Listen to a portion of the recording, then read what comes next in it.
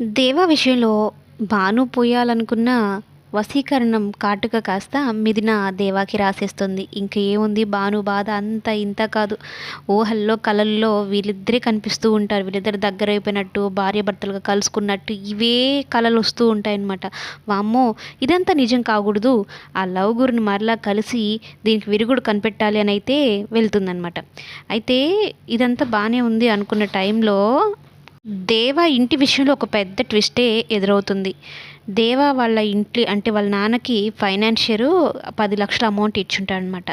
దేవా గురించి భయపడి కోర్టు నుండి ఒక నోటీస్ అయితే ఇప్పిస్తాడు.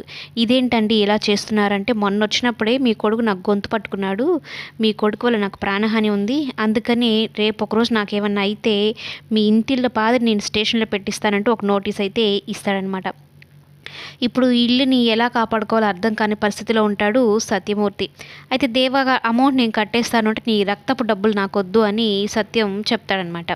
ఇప్పుడు నువ్వు విలువల గురించి మాట్లాడితే ఎలా నాన్న, మన ఇల్లు పోతుంది కదా అంటే, నేను వెళ్ళి వాడితో మాట్లాడుతానుండు అంటూ ఉంటే, నువ్వు కానీ అడుగు కానీ బయట వేసి నా ఇంటి విషయంలో కానీ జోక్యం చేసుకుంటే నేను చచ్చినంత ఒట్టే అని చెప్పి తన భార్య శారదాతో చెప్తాడనమాట.